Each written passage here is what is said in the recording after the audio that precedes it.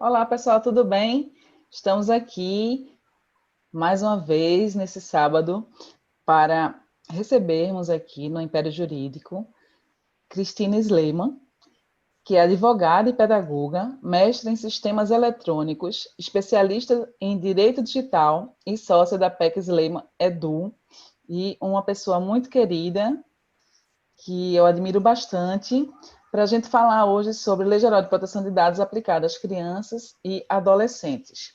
Cristina já costuma falar muito sobre esse tema, não em relação à Lei Geral de Proteção de Dados, mas sobre criança e adolescente. Né? Conversamos recentemente que temos, inclusive, alguns projetos parecidos que levam informações sobre segurança na internet para jovens e crianças nas escolas. Então, é um prazer muito, muito grande receber você aqui. E eu queria que você assumisse, né, se apresentasse, e ao final eu volto para, se tiver alguma pergunta, eu repasso para você. Muito obrigada pela sua presença e por ter aceitado o nosso convite. É uma honra ter você por aqui. Bom, Ana, boa tarde a todos. Ana, é uma honra estar aqui com vocês, adorei seu convite. É um prazer estar com todos vocês também que estão nos assistindo ou que venham a assistir depois, quando o vídeo ficar disponível, né? Para complementar um pouquinho aí sobre o meu currículo, eu sou advogada, desde que me formei, eu já milito aí na área, venho acompanhando sempre o direito digital, então trabalhando com direito digital especificamente, tudo que envolve tecnologia. E lá atrás, né, quando a gente começou, comecei com a Patrícia Peck, lá muito atrás, a gente aprendi muito com ela, né? E quando eu comecei a seguir também, a fazer o lado jurídico em si, de contencioso, inclusive, e tudo mais, eu lembro que de lá para cá, né, muitas coisas mudaram. Então, foi quando começamos as discussões, o que podia ou não podia, mas o ambiente digital e prova eletrônica é válido ou não é válido. Então, e hoje é muito gostoso, é muito, dá uma, como é que eu posso dizer? É gratificante, né? A gente vê que toda essa batalha, todo esse trabalho que foi feito, não só da gente, mas de muitos advogados que vestiram a camisa do direito digital, de como tudo mudou, de como tudo evoluiu, né? Então, o direito digital ele está inserido em todas as situações praticamente da nossa vida, em todas as áreas do direito, onde tem essa conexão, obviamente, né? Mas hoje o nosso assunto é especificamente aqui sobre proteção de dados pessoais e crianças e adolescentes. Então, eu, além de advogar, de ter um escritório de advocacia, trabalhar com questões voltadas tanto ao preventivo como ao contencioso, trabalho também, milito na área de educação digital. Então, eu e a Patrícia, nós fazemos juntas até um trabalho há muito tempo, junto às escolas e junto também a toda a população, né? Temos também a Patrícia como presidente do Instituto Start, depois eu convido todos vocês a conhecerem também o Instituto Start, porque tem conteúdo, temos alguns trabalhos voltados para as escolas e para a comunidade, e no PEC Sleiman Edu, onde a gente trabalha o lado também de educação, né? Então, de treinamentos corporativos, onde nós conseguimos levar, então, uma forma de atuar na área educacional. Tá? Eu vou compartilhar aqui, então, o meu vídeo com vocês. Ana, você consegue só me posicionar se tá certinho, está aparecendo? Tudo Tá ok certo. para vocês na tela? Tá, tudo certinho. Então, tá bom. Bom, falei do meu currículo para vocês. Além disso, fiz mestrado em sistemas eletrônicos, né? Porque quando a gente já atuávamos com isso, não tinha curso nenhum, não existia uma especialização ou curso de direito digital. Então, nós fazíamos o quê? Nós estudávamos, nós buscávamos o conhecimento de tecnologia e fazíamos essa interatividade entre tecnologia e direito. Eu, especificamente, sou também pedagoga, venho da área de educação, trabalhei em áreas de segurança da informação também, de instituição de ensino, e aí acabei unindo essas áreas, né? Direito, educação e tecnologia. E o direito digital não tem como fugir de segurança da informação. Mas, enfim, a sociedade muda e quando a sociedade muda, a gente tem que acompanhar, não só enquanto pessoa, mas as empresas também, né? Independente da área de educação. Então, tem que acompanhar, tem que modernizar, tem que atualizar seus recursos, e junto com a atualização desses recursos e evolução, tem que trabalhar o lado de educação, tem que também pensarmos na evolução orientativa, educativa, né? E na sociedade digital, então, o que acontece? Os modelos, eles são cada vez mais baseados em dados. Tudo que nós fazemos, a gente acaba lidando com dados. Então, independente, pode ser uma escola, pode ser um hospital, pode ser o e-commerce, não tem como falar de qualquer atuação dessas sem mencionar ou sem tratar, né, dados, e principalmente dados pessoais. Para quem já atua nessa área, não é novidade falar em proteção de dados. E vejam bem, não estou falando especificamente de dados pessoais, porque segurança da informação, a responsabilidade de qualquer organização, de qualquer empresa, sempre existiu. Temos previsão, né? A questão, a própria Constituição Federal, Código Civil, questões penais também, né? Então, não tem como dizer que é uma coisa recente, é uma coisa nova. Nova é a Lei de Proteção de Dados Pessoais. A necessidade de proteger esses dados já existe há muito tempo. Por quê? Qualquer incidente relacionado a vazamento de dados gera responsabilidade para os envolvidos, né? Só que agora o que acontece? Com a Lei de Proteção de Dados, nós deixamos de falar em leis esparsas.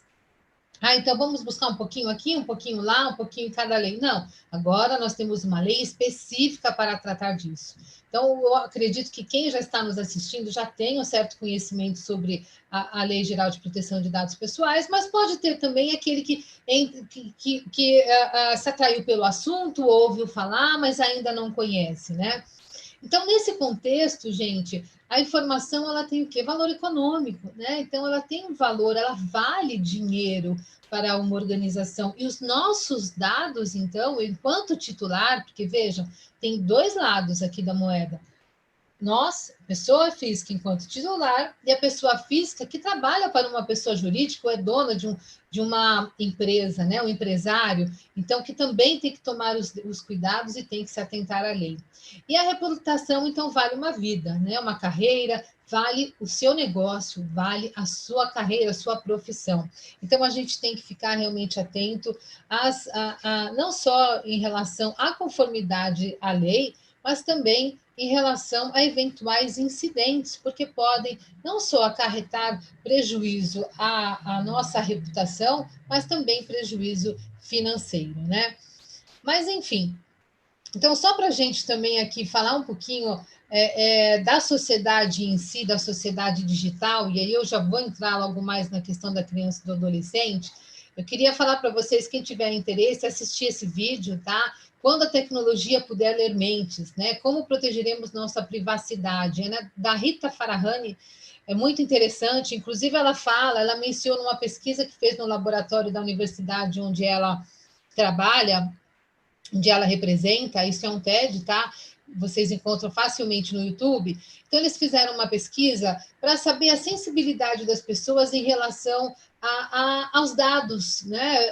As informações, a privacidade em si, principalmente focado no quê? No conteúdo da nossa mente. Então, o próprio título ele já chama atenção, porque aqui seria o ápice, né? Quando se fala em questão de privacidade. Imagine a tecnologia ler a nossa mente, mas ler claramente, saber o que você pensa. Aí não vai existir mais privacidade, né? Então, aí nós temos uma mudança de paradigma completamente. Ela menciona, inclusive, que na China os maquinistas têm que usar sensores, por quê? Para identificar se tem uma queda de produção ou se eles estão estáveis emocionalmente. E se algo for detectado, eles são chamados e são encaminhados para voltarem para casa, né? Então, veja, isso já tem um impacto até mesmo no âmbito profissional. Então, nessa pesquisa que eles fizeram, e ela até mostra isso com uma surpresa, porque o que as pessoas mostraram mais preocupação de proteger, preocupação com informação, é com o Social Security Number, né? E não necessariamente com atividade cerebral, com as informações contidas no próprio cérebro. Então, olha lá, essa situação, ela foi, acho que a quinta, se eu não me engano. 1, 2, 3, 4... Olha, visualização, imagens da própria mente está em quarto lugar, né? E a atividade cerebral está em quinto lugar. Então, isso, por que eu entrei nesse mérito e falei disso neste momento? Porque tudo que a gente fala, não adianta a gente defender proteção de dados, defender a nossa privacidade, todo mundo quer proteção, mas ao mesmo tempo as pessoas não dão o devido valor, ao mesmo tempo as pessoas abrem a sua vida, as pessoas disponibilizam, publicam qualquer tipo de informação, e a sua preocupação estão voltadas muitas vezes para informações que não são necessariamente as mais importantes ou as principais, né, no âmbito de proteção. Mas, enfim, então a lei chegou, ela reúne o que nós tínhamos aí de leis esparsas, né, ela traz impacto em transações internacionais. Por quê? Porque nós acabamos ficando aptos a atender a proteção de dados pessoais a nível desejado por outros países que já têm leis, né, de proteção de dados pessoais, como a própria União Europeia. Então, nasce, né, com base aí na proteção da própria privacidade e direitos humanos. Então, a princípio, a quem se aplica? Ela aplica a toda atividade empresarial, então, ofereceu bens e serviços em território nacional vai ter que atender à legislação. Ah, mas estamos falando de crianças e adolescentes, o que tem que ver a quem se aplica? A quem se aplica é que se você advoga para uma empresa, né, que oferece um aplicativo, ou se você está aqui assistindo, é um empresário, ou trabalha numa empresa que oferece um serviço, bens ou serviços, que coletam dados pessoais de crianças e adolescentes, aliás, não precisa ser de crianças e adolescentes, o nosso assunto é esse, mas dados pessoais por si só já estará sobre a égide da LGPD, né? Além disso, a qualquer meio de coleta, seja físico ou seja eletrônico. Então, gente, seja escola, seja uma multinacional, uma construtora, uma empresa de recrutamento que faz processo seletivo, uma empresa que presta serviços de limpeza, né? Ah, mas eu presto serviço de limpeza, por que eu tenho que me adequar à proteção de dados? Porque o teu funcionário tem, né? Você lida com dados pessoais do seu funcionário. Consultórios médicos, né? Dentistas. Então, olha só, crianças e adolescentes, qual é a ligação aqui? Escolas, consultório médico, né? Principalmente pediatras, dentistas, hospitais. Então, eles lidam com a coleta de dados pessoais. Ah, então, mas eu não trato, eu não faço tratamento, eu só coleto, né? Eu coleto e está armazenado aqui. Isso é tratamento de dado pessoal. O simples fato de coletar, coletou, é um tipo de tratamento. Então, é muito importante ter isso. Eu trouxe essa questão porque muitas pessoas falam, mas a minha empresa não precisa se adequar. Aqui a gente só coleta. Então, coletar já é um tratamento. O que são dados pessoais? Tem que ter muito claro também em mente, né? Informação que identifica, que seja identificável, né, de um titular. Então, se você conseguir saber quem é o titular daquele dado, isso é um dado pessoal. Então, desde CPF, RG, o nome, né, nem se discute, né? Tem algumas pessoas, eu assisti outro dia, eu li um artigo de um advogado falando que IP não é dado pessoal. Gente, IP é dado pessoal. O IP ele identifica o titular, né? Quem utilizou aquele IP, ele está vinculado a uma assinatura e você identifica o titular, então ele é dado pessoal. Placa de carro é dado pessoal. Conta bancária também identifica, né, o seu titular. Então, quando a gente fala do menor, né, seja uma criança ou adolescente, você tem N dados relacionados a ele que são identificáveis. Quando ele faz um cadastro para um jogo, seja um jogo eletrônico que ele tem em casa e hoje com interatividade, né? Então tem essa coleta, você faz o cadastro, esses dados são enviados então ali para o controlador, né? Então, todas essas questões têm que ser levadas em consideração. E dados pessoais sensíveis também. Então, falamos ali há pouco a quem se aplica, consultório médico, temos pediatras, temos dentistas, né, consultórios dentários. Então, eles lidam com informações sensíveis, são informações relacionadas à saúde, né, daquela criança ou daquele adolescente. Então, o conceito, também precisamos saber quais são os conceitos trazidos pela lei. E dados Dados sensíveis, a lei ela elenca quais são eles. Então, desde dados relacionados a informações genéticas, né, biometria, saúde, visão política, orientação religiosa, sexual, né? Então, tem que se apegar realmente às questões trazidas na própria lei. Voltando especificamente à criança e o adolescente, nós temos uma seção especial, né, o artigo específico para falar sobre crianças e adolescentes. Apesar que, na minha opinião, né, na minha percepção, apesar do título da seção ser tratamento de dados pessoais de criança e de adolescentes, né, e previsão no artigo 14, os parágrafos, eles são voltados, né, muito mais às crianças. Então, algumas observações do tratamento, que é tratamento, lembra que eu falei para vocês? Tudo que você puder fazer com os dados, não é só coletar, não é só armazenar. Então, qualquer tipo de tratamento, qualquer tipo de uso que você faz desses dados. Então, você faz uma análise desses dados, armazenamento na nuvem, você faz, você edita esses dados de alguma forma, você une com outras informações, qualquer manuseio que você faz é um tipo de, não deixa de ser tratamento de dados, tá?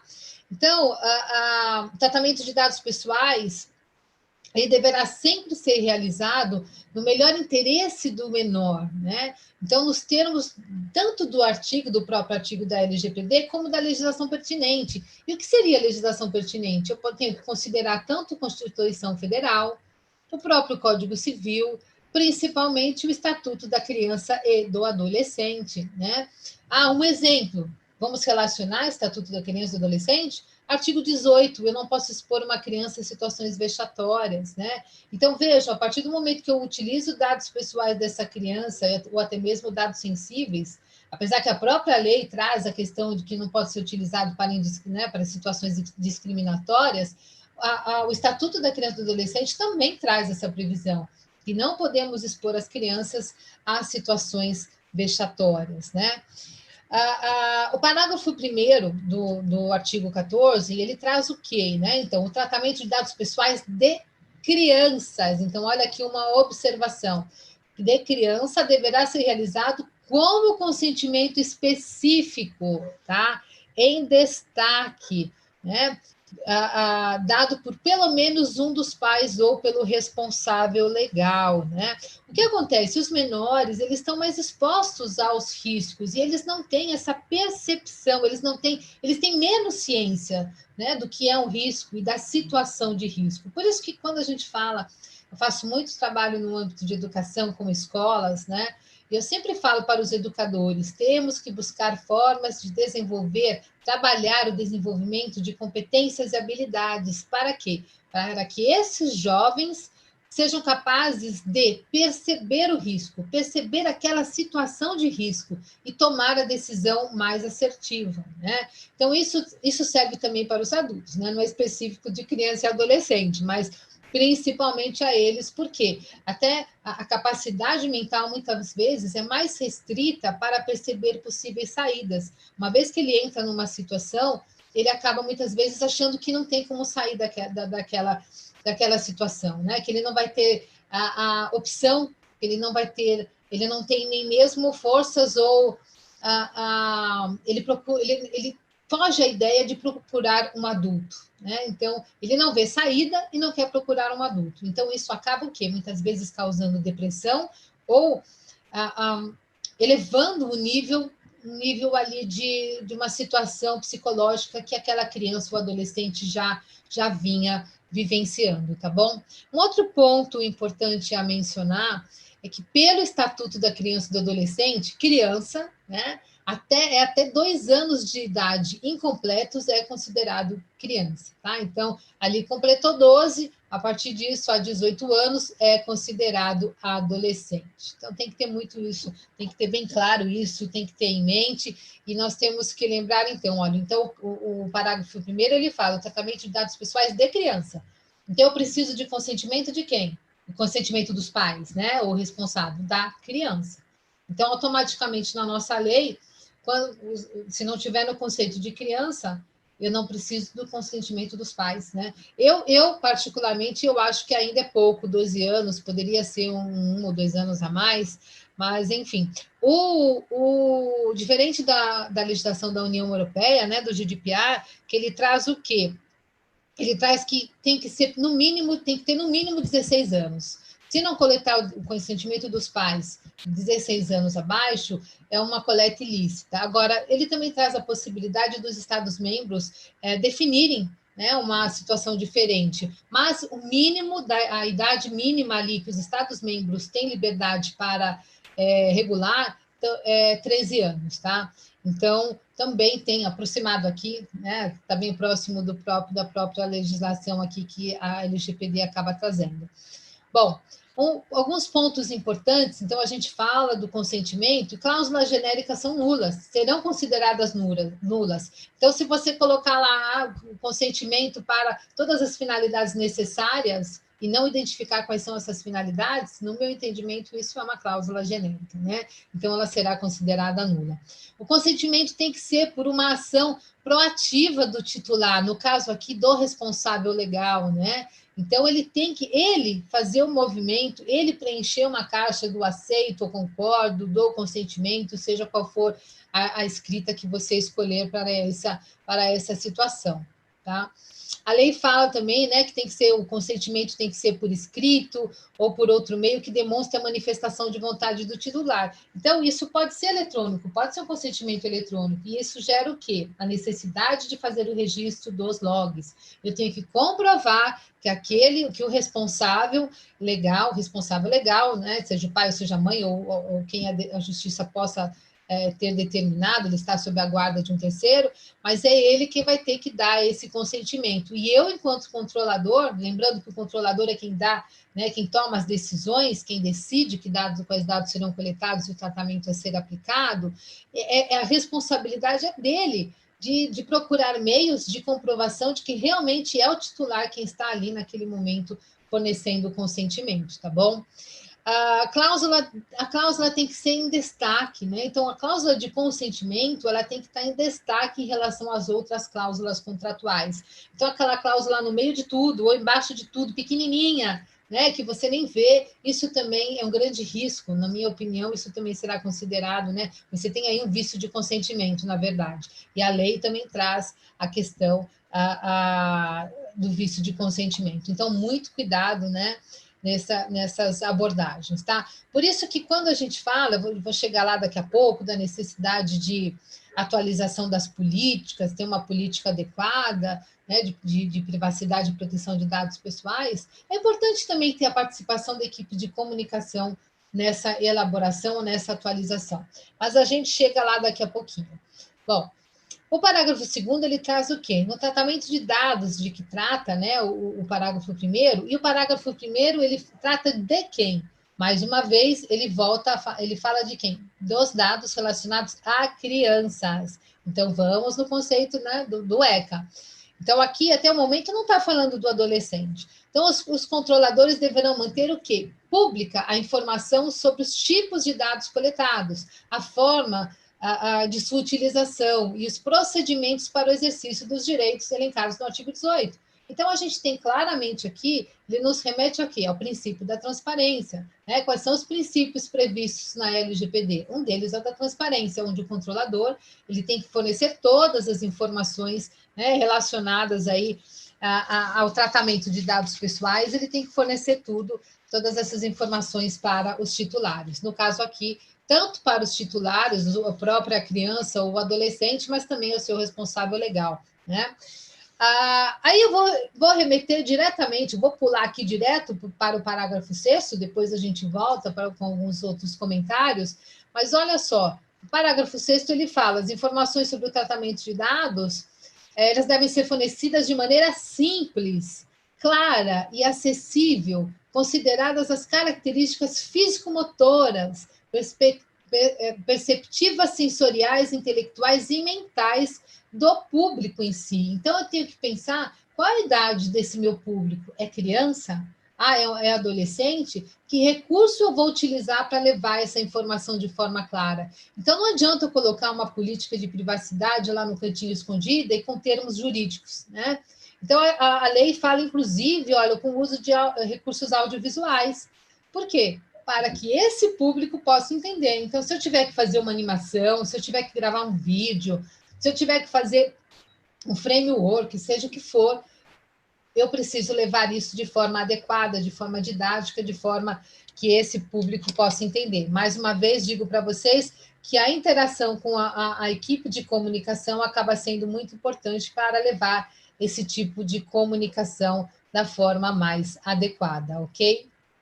Bom, quais são os direitos dos titulares, né? Afinal, olha só, o parágrafo 2º falou nos direitos, eu também tenho que deixar muito claro como ele vai exercer os seus direitos. E quais são os direitos? Então, desde a confirmação do tratamento, acesso, correção, atualização, anonimização, né? O pedido de anonimização, eliminação, bloqueio, portabilidade, informação sobre consequências do não consentimento. Então, esse é um ponto também importante, tá? Isso previsto está previsto até especificamente no artigo 14, né? Revogação do consentimento a qualquer momento. Então, eu tenho que informar que ele pode revogar o consentimento, e além de informar que ele pode revogar, eu tenho que dar meios para isso. Eu tenho que informar por quais meios. Vai ser por um e-mail?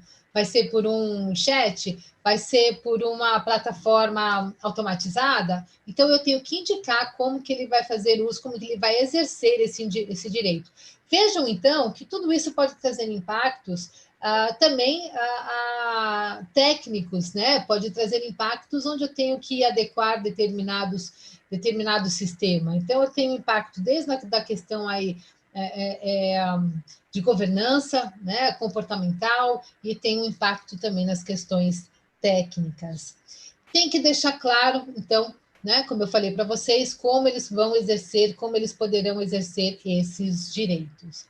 Então, vejam, com tudo isso que eu acabei colocando para vocês, embora a gente tenha aí até mais alguns comentários, ele traz impacto direto aqui, a política de privacidade, né? Política de cookies, quando ela é separada, porque eu posso ter uma cláusula específica, um item específico dentro da própria política de privacidade, no termo de uso, ou até contrato de prestação de serviços, né? Depende do que a gente está falando, é um aplicativo disponível na internet ou no celular, ou eu estou falando de uma contratação, né, específica, onde eu tenho um contrato específico, não um termo de uso, né? Apesar que o termo de uso não deixa de ser um contrato.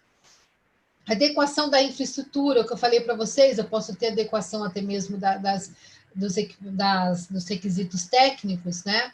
Então, para garantias de segurança e atendimento a determinadas regras da própria lei. O público deverá ser informado, então, do tipo de dados coletados, a forma de utilização e o procedimento, então, para o exercício desses direitos, né? Então, vejam, impacto direto na forma de comunicação com esse público, seja política, seja avisos, disclaimers e formas de levar essa orientação para o público, tá? De uma forma resumida, aliás, antes de falar da forma resumida, tem um outro item aqui específico para mencionar, né? A participação de crianças em jogos ou aplicativos, gente, ela não poderá ser condicionada ao fornecimento de informações pessoais, além daquele estritamente necessário. Então, se para participar desse jogo eu preciso de XYZ informação, de dados pessoais, eu não vou poder coletar A, B, C, D. Se ele se negar a fornecer esses dados, eu não vou poder proibi-lo de participar do jogo, né? De participar, de instalar esse aplicativo ou esse jogo. Então, essa também é uma condição que tem que ficar muito clara e o controlador tem que se atentar a essa questão. Então, a coleta, de forma resumida agora, né, a coleta dos dados, então, deverá ocorrer também, lembrando, apenas a coleta dos dados deverá ocorrer após o consentimento. Então, primeiro eu preciso coletar, eu preciso informar. Aliás, primeiro o dever de transparência, né? Eu atender o princípio de transparência, eu tenho que informar, aí eu tenho que coletar o consentimento, isso quando for com base no consentimento, tá? Nós temos outras hipóteses, outras bases legais, obviamente que temos.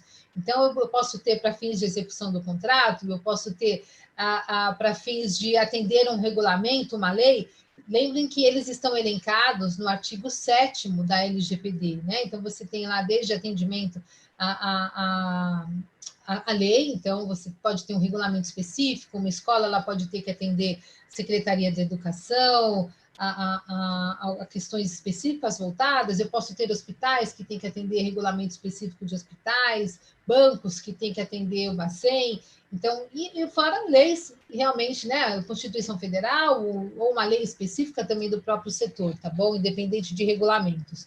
Mas, enfim, esse consentimento, essa informação, ela tem que ser prestada antes e depois que tiver tudo muito claro, coleta o consentimento e aí sim que vai coletar os dados, tá? E que esse titular ou responsável vai fornecer os dados. O consentimento poderá ser revogado, falei isso, então agora relembrando, as informações deverão ser claras, eu já mostrei para vocês também, né? De forma a considerar a capacidade, então, do titular ou do responsável também ali na leitura.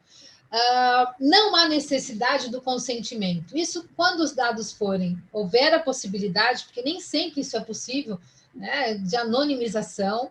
Lembrando que a anonimização você não pode ter, isso não pode ser reversível, né? A partir do momento que você separar dados, eu criptografei, deixei em servidores separados e criptografei, mas é possível unir esses dados e identificar o titular? Sim, então isso não é anonimização, tá?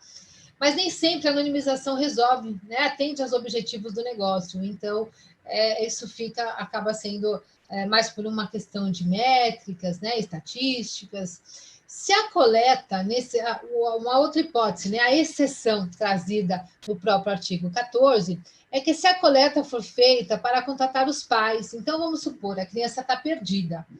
Se você tem uma loja, né, uma loja de roupas de criança, a criança passou na porta da sua loja, está perdida, chorando lá no shopping, você coletou a criança, né? Não, você chama essa criança, você coloca ela para dentro, conversa, não, olha, vamos chamar seus pais, como você chama? Você tenta acalmar essa criança. Aí você pergunta o nome dos pais, ou do pai ou da mãe, você sabe o celular do seu pai, da sua mãe? Aí você vai ligar para esse papai e mamãe e fala: olha, seu filho está perdido, sua filha, e ele está aqui na nossa loja, vocês querem, né? Vocês precisam vir buscá-lo, estou aqui assim, assado. Aí o que acontece? Esse papai e mamãe chega na loja, né, muito feliz, assustado e ao mesmo tempo feliz, porque alguém encontrou o filho e a filha e deu guarida ali. E aí ele, muito agradecido, pega o filho, né, e vai embora. Você coletou os dados ali licitamente, foi para um propósito lícito, mas esse pai e essa mãe foi embora com a criança, eu não posso pegar esse celular e esse nome e registrar no meu cadastro, né? Para isso, eu preciso do consentimento. Então, ali, ele morre no momento a utilização desses dados morre no momento que o papai e a mamãe saiu. Eu entrei em contato e ele veio buscar a criança. Eu não tenho licitude para continuar a fazer uso desses dados. Então, eles devem ser descartados naquele momento. Mas eu tenho uma loja de roupas de criança, vou perder a oportunidade? Então, quando o papai e a mamãe veio buscar, você vai falar: olha, o senhor permite que eu cadastre o seu telefone aqui, seus dados no nosso banco de dados? Então você coleta o consentimento naquele momento, tá bom? Então, essa é a única exceção prevista. É aquela situação de emergência. Por que se adequar, né? Porque as crianças, porque os controladores em si sejam aí uma empresa que fornece aplicativos, seja uma escola, seja um portal de conhecimento, porque primeiro por uma questão ética, uma questão de respeitar o direito dos titulares e respeitar as crianças e adolescentes também, não só os adultos, né? Mas qualquer incidente relacionado a dados pessoais, gente, não deixa de ser um incidente de segurança da informação, né? Eu posso ter um incidente unicamente exclusivo de segurança da informação e tem incidentes de informação relacionados a dados pessoais. Então, quando ele tiver dados pessoais, ele vai estar sujeito às penalidades previstas na LGPD. Além, né, isso não exime da possibilidade, obviamente, de um processo judicial movido pelo próprio titular. ou denúncia em outros órgãos, como o PROCON, Ministério Público, né, e tudo mais. Mas quais são as consequências administrativas sob a égide da LGPD? Multa, né? Ela a ser aplicada a 2% em cima do faturamento do ano anterior do controlador, e isso pode ser do grupo econômico, tá? No limite de 50 milhões, e veja o detalhe que a lei traz, por infração. Então, um incidente, ele pode ter mais do que uma infração, né? Então, esse incidente pode envolver mais do que uma infração. Então, olha, ali temos uma vulnerabilidade, né? Até usando um termo técnico de segurança da informação, mas olha só, nós temos aí uma situação aí bem forte, bem preocupante, porque normalmente um incidente você acaba detectando mais do que uma situação que provavelmente se enquadre aqui nos requisitos necessários de adequação, tá bom? Pode também ser determinado a publicidade dessa infração, né? A suspensão do tratamento desses dados. Bom, tudo isso está previsto aonde? No artigo 52 da LGPD, ok? Qual o caminho a ser percorrido? Então, quero disponibilizar um aplicativo que é para crianças e adolescentes, né? Como eu vou começar isso? Bom, a lei, ela traz, na verdade, o artigo 46, parágrafo 2º. Eu não lembro agora se é 46 ou 47, se eu não me engano é 46, parágrafo 2º, gente, que ele traz a necessidade de se atentar ao privacy by design, né? Ele não usa o termo privacy by design, mas ele diz que os projetos, né, o controlador deve pensar e deve pensar na adequação desde o nascimento, desde a concepção de um projeto. Então, quando eu pensei, vamos desenvolver um aplicativo? Sim, esse aplicativo envolve dados pessoais, então eu preciso me preocupar com a LGPD. Ele envolve dados pessoais de menores, né, crianças e adolescentes, então eu tenho uma preocupação aí muito maior. Então, toda empresa, todo controlador, para se adequar, ele vai precisar fazer o quê? O primeiro passo é um diagnóstico, depois ele precisa de um plano de ação, aí ele vai pensar, ele vai passar, né, para a implementação desse plano de ação, depois ele vem na capacitação dos seus colaboradores. Aliás, a capacitação não precisa esperar lá na frente, isso eu posso até fazer em paralelo já com as outras ações, tá? E tem que pensar no quê? Na continuidade. Para a continuidade, eu preciso do monitoramento, né? E estar sempre atualizando, então, essas ações, né? Atualizando tanto as minhas políticas, a minha norma de proteção de dados, norma de gestão de proteção de dados pessoais, né? Por quê? Porque eu posso ter mudanças do próprio cenário interno, e nessa mudança eu posso ter que adaptar alguma situação que não havia sido prevista anteriormente. Então, pensando aqui nesse início, quando a gente fala em diagnóstico, a primeira pergunta que você vai fazer é quais dados pessoais são coletados, né? O que eu coleto? É nome? É o CPF? É o CPF? Esse jovem já tem CPF? Ou é o CPF dos pais? Então, eu coletei dados relacionados à saúde, né, dele. Coletamos, então, dados pessoais de crianças e adolescentes. Por onde são coletados? Quais são os canais de coleta? É pelo aplicativo no celular? É pelo portal, né, na internet, pelo portal de um site mesmo? Ele é no balcão, ele vem aqui na minha loja e preenche um cadastro, porque para ser mais rápido. Então, por onde esses dados entram, né? Qual a finalidade dessa coleta? Eu preciso porque a lei exige, eu tenho que ter, na verdade, tenho que ter uma identificação, o próprio Marco Civil da Internet exige que provedores de conexão armazenem os dados de identificação por um ano, né? E por provedores de aplicativo por 6 meses. Então, qual a finalidade? Eu coletei o IP com a finalidade de atender o Marco Civil da Internet? Então, esse é um exemplo, né, típico. Há uma exigência legal, então, aí, quando você tem a finalidade, você vai enquadrar a exigência legal. Então, a exigência legal é o exemplo que eu dei do Marco Civil da Internet. Eu posso ter outra finalidade que, na verdade, a princípio ela não envolvia o atendimento a uma exigência legal, mas eu coletei esses dados para a finalidade de fazer uma análise de aproveitamento escolar, né? Então, vejam, eu tenho aqui a finalidade. Essa finalidade, ela se enquadra, existe uma exigência legal para isso? Não. Então, se não tem uma exigência legal, eu vou precisar do quê? Do consentimento, né? Onde esses dados são armazenados? Bom, aqui eu estou citando, é o primeiro passo. Quando eu falo primeiro passo, é o primeiro degrauzinho, porque isso aqui ele se desdobra em outras, né, inúmeras questões, inúmeros questionamentos a serem feitos e a serem levantados quando você pensa num projeto, né? Quando você pensa no desenvolvimento aí de um aplicativo ou de um serviço a ser oferecido, seja, a gente está falando de criança e adolescente, mas volto a dizer, seja a qualquer titular, não especificamente só para eles, ok? Então, acho que esse acaba sendo o caminho inicial a se buscar. E a gente fecha, então, falando então, sobre todas essas necessidades, né? Então, olha, se eu identifiquei, coletamos dados de crianças e adolescentes, eu vou, então, voltar para aquela, né, o checklist ali, as questões principais. Então, eu vou precisar de uma adequação das políticas, né? Avisos que facilitem o entendimento das regras. Vejam, todos os pontos que eu passei para vocês agora. Destaque das consequências do não consentimento, o destaque, né, das finalidades da coleta de uso e que tipo de tratamento serão aplicados. Não poderá condicionar a coleta de dados excessivos, né? Não posso dizer que você não participe, então, se não fornecer dados excessivos.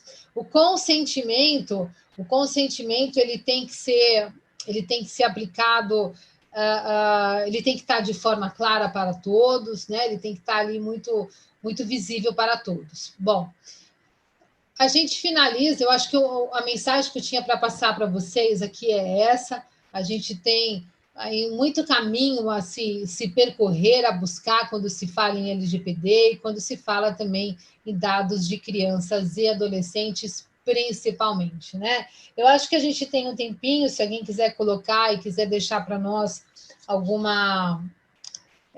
fazer alguma colocação ou fazer alguma pergunta para a gente interagir, acho que pode ser feito ali pelo chat, né, Ana? Voltei. Excelente, Cristina, muito obrigada pela sua aula, sua apresentação. A Ellen Mesquita está perguntando se o que você explanou se aplica por analogia aos adolescentes, porque tem uma determinada parte que eles falam apenas de crianças, né? E os adolescentes meio que ficaram no limbo. Você acha que se aplica igualmente? Olha, eu acho que ficou no limbo. A gente vai ter aí correntes defendendo de acordo com os interesses, né? Obviamente, a aplicação para os adolescentes. Eu entendo que para os adolescentes também deveriam ser aplicados, mas ao pé da letra não se aplica, né? Agora, por uma questão de segurança, eu sempre recomendo aos meus clientes que eles apliquem as mesmas, né, as mesmas regrinhas. O que difere é que, por exemplo, para um adolescente aí, quando a gente fala de um adolescente de 17 anos, já fica mais difícil você exigir o consentimento do pai, né, do pai e da mãe.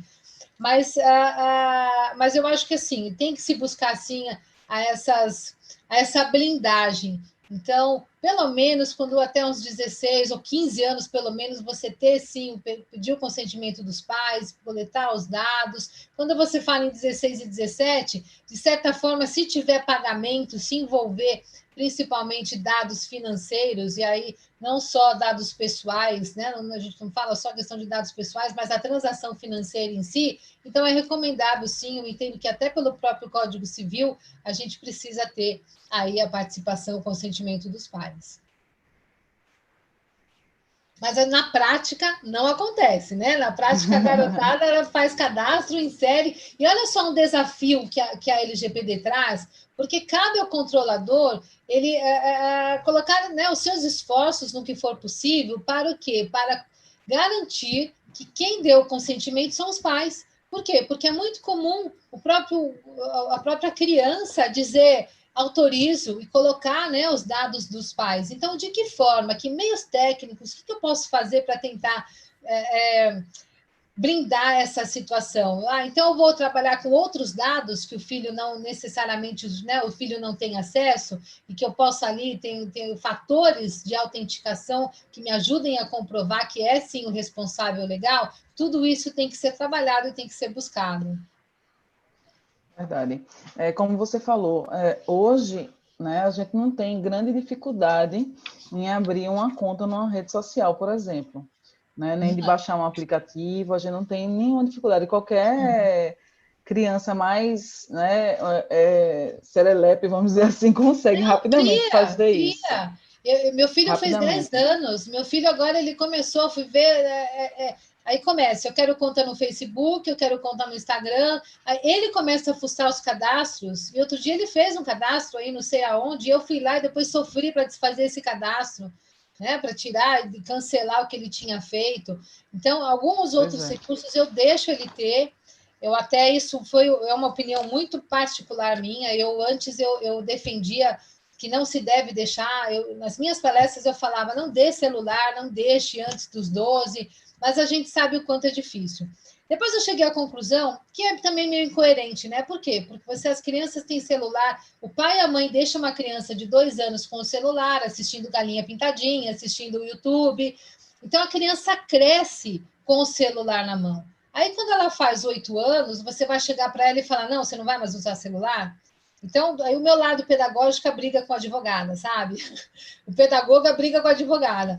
Então, eu não sou a favor de retirar da criança. Eu acho que sim, ela pode ter, mas tudo tem que ter regra e tem que ser limite. Tanto faz você comprar um celular só para ela usar, e às vezes é mais seguro você ter um celular só para ela usar do que ela usar o seu, que você tem outro tipo de informação lá. Mas o fato é, independente de qual celular seja, tem que ter um monitoramento. Você tem que estar em cima, você tem que acompanhar. Então, não é só dar o celular e deixar fazer o que quiser. Tem muito conteúdo impróprio na internet, conteúdo que instiga o suicídio, pessoas que aliciam mesmo, não só no âmbito da pedofilia, mas aliciam para a maldade, né? As brincadeiras aí perigosas, os desafios, e a criança ela tem uma mente suscetível a isso. Então, particularmente, eu acho que é muito negligenciado o assunto criança na internet, né?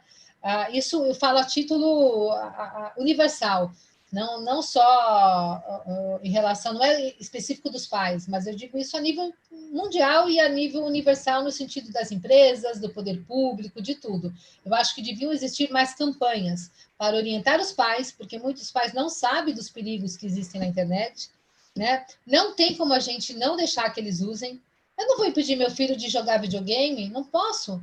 Mas só que o videogame tem interatividade, ele fala com outras crianças do mundo inteiro. Então eu preciso cumprir o meu papel.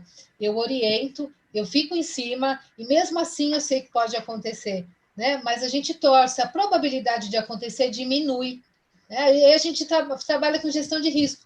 Quem trabalha aqui com direito digital, segurança da informação, sabe o que é gestão de risco. E a gente acaba aplicando isso no nosso dia a dia também. E a gente precisa. Né? Então, a gente diminui o risco quando a gente orienta, quando a gente ensina, quando ele consegue entender o que é perigoso ali naquele aplicativo, naquela brincadeira. Né? É verdade, eu sempre comento isso também, né? É como Patrícia Peck sempre também fala, né? Sempre que eu escuto ela falando sobre isso, ela fala, né? Que a internet é uma enorme rua, né? E que a gente, se não deixaria o filho, né, sozinho numa rua, a gente não pode deixar na internet. Então, aí eu reitero a importância da educação digital, porque parece que o governo ainda não entendeu, né, essa importância, no sentido do seguinte: por que ainda não existe, né, na grade das escolas a disciplina de educação exatamente digital? Apesar de que, olha, com a BNCC, com a mudança que teve da BNCC, Base Nacional Comum Curricular, ele traz as 10 competências, né? Então, entre essas competências, ela fala, a gente consegue abarcar ali a necessidade da cultura digital, né? E junto a gente puxa a segurança digital. Mas mesmo assim, não há nada específico em lei que obriga as escolas a terem, seja uma disciplina ou que seja interdisciplinar, que você insira numa disciplina já existente. Eu sempre defendi isso, porque você pode falar de tecnologia na aula de matemática, de biologia, né, de história, porque todo professor hoje manda pesquisar na internet. Isso não é de hoje, há muito tempo. Todo professor usa recursos tecnológicos, então você pode aproveitar o gancho e falar sobre segurança, falar sobre comportamento. É muito comum o professor criar grupos de WhatsApp. E aí, como é que ficam esses grupos? O grupo tem que ser institucional, a escola tem que permitir. Se ela não permitir, o professor não deve criar. É uma situação vulnerável. Se tem uma briga, você tem uma situação, uma exposição vexatória. Às vezes o professor fala também o que não deve sobre o aluno, expõe. Agora, nesse momento de pandemia, então, onde as aulas são remotas, então teve caso até de pai que apareceu ali atrás da câmera e abaixou as calças para fazer brincadeira. Né? Então, vejo, e aí eu volto na questão do exemplo. A gente fala em educação digital, mas e os pais, né? Também precisam de educação digital. Aliás, eu falo que antes da educação digital, antes de falar em educação, é valores. Né? Antes de falar na questão de leis, é trabalhar valores, é respeito ao próximo, né? É saber o que é ética, uma atitude ética. Eu presidi, no mandato do Dr. Marcos da Costa, eu presidi a Comissão de Educação Digital. Né? Nós conseguimos criar essa comissão na OAB, na seccional de São Paulo. Então, nós iniciamos lá diversos movimentos, inclusive em parceria com a própria... em parceria não, no termo não era parceria, mas algumas ações junto à Secretaria da Educação, né? Nós desenvolvemos, eu fui coordenadora ali também de alguns trabalhos, que foi do Guia de Prevenção ao Bullying, tivemos o Guia de Segurança Corporativa, então, alguns trabalhos voltados à educação. Eu sinto muito, né, que esse trabalho, infelizmente, quando mudou, a gestão não teve continuidade, mas eu acho que fica uma chamada, não só específico da OAB, mas de todas as entidades, de órgãos públicos, porque nós precisamos dessas ações, a mídia precisa levar. A gente faz um trabalho de formiguinha. E uma vez, Ana, perguntaram para mim, uma pessoa bem cética, né, virou para mim e falou assim: mas você acha que isso que você faz vai mudar o mundo? Falou: olha, eu posso não mudar o mundo, mas se eu salvar uma criança, uma pessoa, um adulto que seja, criança, jovem, adulto, não importa, que seja de uma situação de risco, de uma situação dessas que eu lido em processo judicial, eu vou ficar muito feliz. Porque eu sofro junto quando o cliente vem, sabe? É a família que está sofrendo, isso acaba dando até separação de casal. Por quê? O marido joga a culpa na mulher, a mulher que joga a culpa no marido, ninguém olhou, ninguém viu. Os dois têm responsabilidade. E às vezes os dois não foi nem negligência em si, mas falta de conhecimento, né? Não foi, eu não quis saber. Não, não sabia, simplesmente não sabia que esse tipo de risco existe, né? Então, por isso que eu acho que precisava, sim, de uma ação efetiva, uma campanha, sabe? Isso serve para o adulto, uma campanha também de educação digital, de orientação principalmente para né, o adulto, porque hoje a criança e o adolescente, ele consegue facilmente dar uma volta, né, vamos dizer assim, no pai e na mãe, porque ele entende muito mais de tecnologia do que o pai e a mãe. Então, o pai e a mãe acabam sem ter muito como fazer um auxílio ali, ou pontuar diferente, ou sei lá, de repente até não acreditar no que está ouvindo, porque ele também não sabe o que é que está acontecendo. Né? Então fica difícil até para conscientizar os filhos quando os próprios pais não sabem, né, o que é que está acontecendo. Realmente é bem complicado. E isso que você falou, legislação que não tem efetiva aplicação, né, inócua, como, por exemplo, a legislação de bullying, né, que também abarca o cyberbullying, que a gente sabe que existe, mas tem escola que nem quem conhece. É que tá? Olha o absurdo. Quem tem escola é que nem sabe da existência da lei. Exato. Né? Então, e quem é que está averiguando isso? A gente que né? trabalha com isso dói, é triste, né? Agora, só um pontinho, Ana. A questão dos pais, quando eu falei em relação a eles, além dele desconhecer, ser o exemplo mesmo, porque às vezes o pai ele chama a atenção do filho e ele fala: olha, não maltrata os outros, mas aí ele xinga o colega, alguém no WhatsApp, né? Então, a gente fala o WhatsApp porque é o mais utilizado, mas seja qual for o comunicador instantâneo, não é fazendo alusão a determinada ferramenta. Mas então o pai e a mãe têm que ser exemplo. Ele fala, mas ele compartilha vídeos falando, né, falando mal de outras pessoas, ou compartilha fake news sem verificar se aquilo é verdadeiro ou não.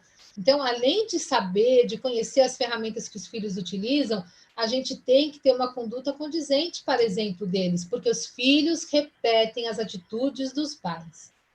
Repetem Exatamente. mesmo, não tem como. Achar que o filho vai aprender sozinho, ele não vai. Tem casos que o filho ele acaba até chamando a atenção do pai porque ele aprendeu em outro lugar, né? Ou a escola ajudou, o Exatamente. tio e a tia, né? Mas isso acaba se replicando e a gente precisa ser exemplo, né? Eu não estou dizendo que isso a gente não pode generalizar, mas às vezes por descuido mesmo. O adulto ele sabe, mas a criança não. O adulto Exatamente. conhece os limites, né? Ele sabe com quem falar. Às vezes ele tem um grupo ali só de homens, naquele grupo ele sabe que a atitude dele é uma brincadeira e todo mundo reconhece, mas o filho que está assistindo de fora, ele vai entender aquilo como uma atitude normal, né? Isso que eu quis dizer. Exatamente, tem toda a razão. Inclusive, eu comentei exatamente essa semana sobre isso, né? Sobre o exemplo dos pais, que é, sim, é realmente o que faz a diferença, né? E que, assim, no meu sentir, em algum momento, né, entre a minha geração e a atual geração, alguma coisa se perdeu aí, porque as pessoas ficaram assim, como se fosse deslocada em relação a princípios e valores, ao ponto de e partir para cima de um professor, porque o professor chamou a atenção o filho, e Uhum. na minha Exato, época, eu não gosto de querer que dizer isso, não chame. existia isso, gente. Não A gente existia. respeitava os Hoje, mais velhos. tudo se vira ainda como assédio moral. Exatamente, Né? era Então, uma coisa assim impressionante, né? o professor não pode nem chamar atenção. Obviamente que ele tem que ter uma atitude condizente, tem que saber chamar atenção, né? E isso Sim, também é uma situação hoje de vulnerabilidade para as escolas, né? Com a educação remota. Por quê?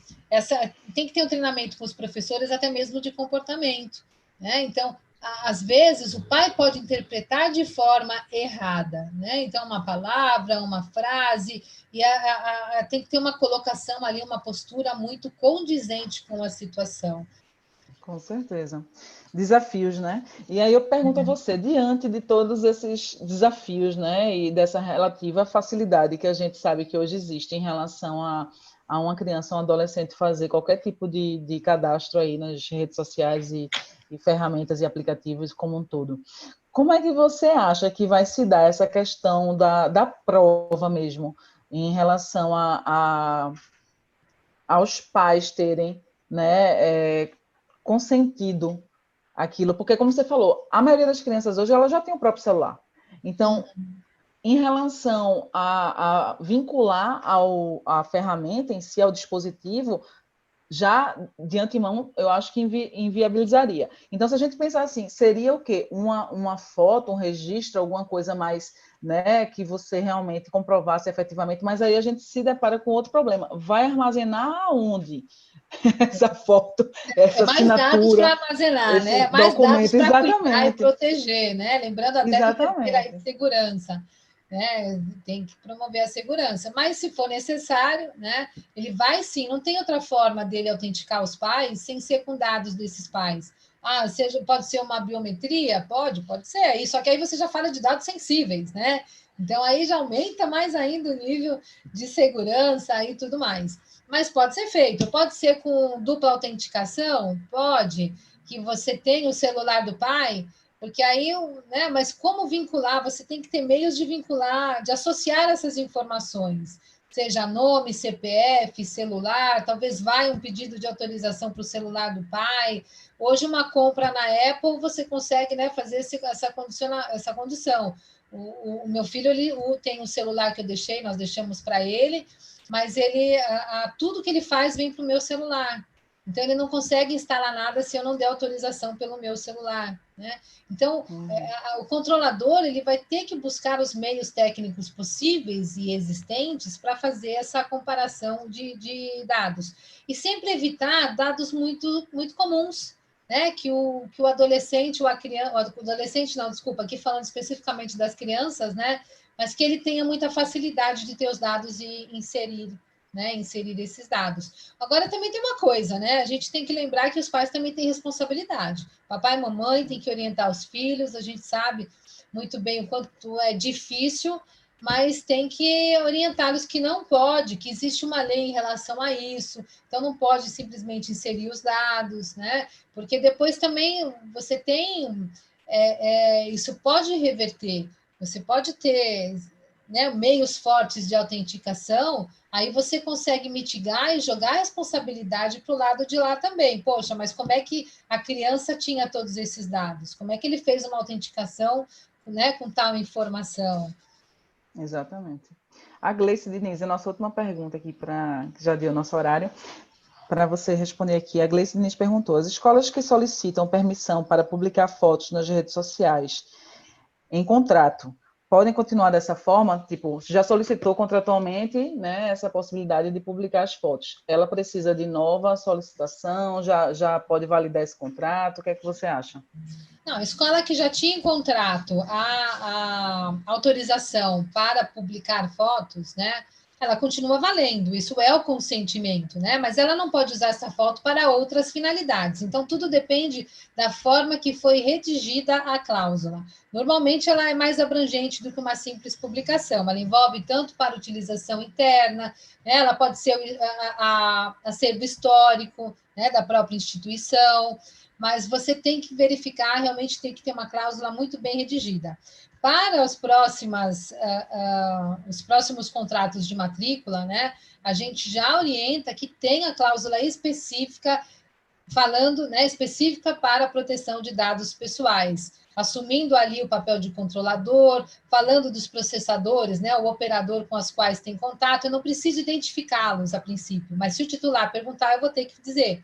Mas eu tenho que dizer, deixar muito claro a finalidade de coleta, né? Se eu faço compartilhamento, então se nós usamos armazenamento em nuvem, né? Então deixar muito claro tudo isso e eu posso utilizar essa cláusula específica no próprio contrato de matrícula, tá? Ou, obviamente, fazer uma indicação ao outro documento, mas ele pode constar como anexo, ele pode ser a política de privacidade da instituição, mas eu recomendo que, ainda que haja a política, que eu tenha cláusulas específicas com as questões principais ali. Principalmente o consentimento, lembrando que ele tem que estar em destaque, né? E que ele tem que estar ali muito de fácil entendimento, vinculado a todas as finalidades. Obrigada, Cristina, mais uma vez. Foi um prazer ouvir você. Eu quero agradecer também a todo mundo que está aí, inclusive Viviane Maldonado, que está aí, nossa querida olha amiga. só, um abraço, Viviane. Te conheço, nunca conversamos, mas te conheço, obviamente, de nome. Uma hora espero que tenhamos o prazer aí, a oportunidade de conversar. Com certeza, duas queridas, vai ser a conversa. Gente, muito obrigada mais uma vez. Bom final de semana, bom sábado a todos. Segunda estaremos de volta aqui às 20 horas. Obrigada, Cristina. É um prazer Tchau, imenso gente. receber você. Beijo. Obrigada, tchau.